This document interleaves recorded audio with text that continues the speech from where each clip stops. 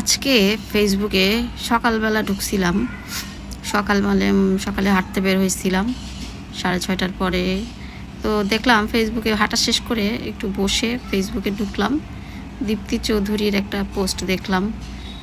তো ওই পোস্ট দেখার পরে বাসায় এসে এখন খালি ফেসবুকে ঢুকলেই আমি খালি দেখতেছি যে সবাই এই যে শাওনকে মানে অভিনেত্রী শাওনকে মানে এই যে হুমায়ুন আহমেদের 2 নাম্বার বউ শাওনকে সবাই সিআইডি বানাইতে চাইতেছে। কেন ভাই? ওকে সবাই সিআইডি কেন বানাইতে চাচ্ছেন বলেন তো? দেশে কি আইন শৃঙ্খলা পরিস্থিতির বেশি মানে ঘাটতি দেখা দিছে? সবাই যে একই কথা লিখতেছেন, শাওন সিআইডি। কেন তাকে সিআইডি বানাতে হবে কেন? সে কি আইন বিষয়ে কিছু জানে? আইন শৃঙ্খলা পরিস্থিতি কি এতই খারাপ হয়ে গেছে? মানে এটা আমি আসলে বুঝি নাই, তাকে কি সিআইডি বানাইতে চাচ্ছে নাকি বিষয়টা অন্য কিছু?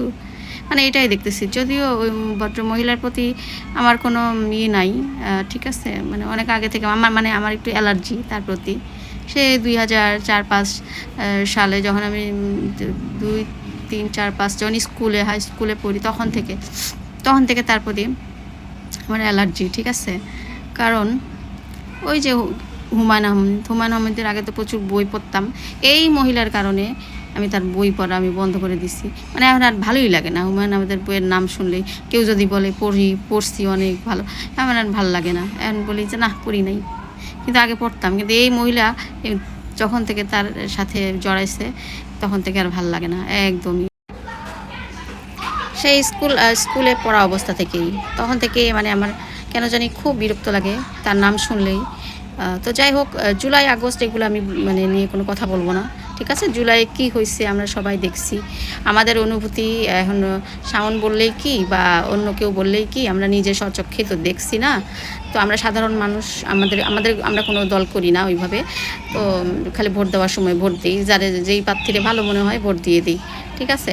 কিন্তু জুলাই কি হয়েছে আমরা সবই জানি, ঠিক আছে। ঘরের জানালা খুলতে পারি নাই। আমাদের কি অনুভূতি হয়েছে ওই সময়টাতে সেটা আমরা জানি। অ্যান্ড শাওনের মতো যারা যাই বলুক না কেন, ঠিক আছে। এখন ওই বিষয়ে আমি বলতে চাচ্ছি না, বলতে চাচ্ছি যে মানে আমি মানুষ হিসেবে মানুষকে ওইভাবে করতে চাই না। কিন্তু এই মহিলারা কেউ ট্রোল করলে আমার এত ভালো লাগে কেন আমি জানি না, কেন লাগে। আমি রাজনীতির বিষয়ে আমি এটা কথা বলতেছি না, রাজনীতির পাশ দিয়ে যেতে চাই না। আমার কথা হলো তখন থেকেই আমার নাম শুনতে ভালো লাগতো না, ঠিক আছে। আমি সরাসরিই বললাম আর কি, লুকায় লাভ নাই। একদমই আমার বিরক্ত লাগতো, কেন জানি খুব বিরক্ত লাগতো, ঠিক আছে। এই যে কেউ তারে নিয়ে করলে আমি মজা পাই কেন জানি, ঠিক আছে। আমি মনে হয় ভালো মানুষ না, হয়তো এই জন্যই মজা পাই, কিন্তু মজা আমি পাই, ঠিক আছে। আমি খুব মজা পাচ্ছি, ঠিক আছে। কেন তাকে আমার কেন জানি মানে যাই হোক, বেশি বলা ঠিক না। তো যাই হোক, সবাই তারা সিআইডি বানাইতে চাইতেছে কেন? দেখেন ভাই, সিআইডি বানাইলে কিন্তু পরিস্থিতি আরও খারাপ হয়ে যাবে। সিআইডি বানায় না আপনারা, কারণ যাকে যে ইয়েতে দিলে হয়।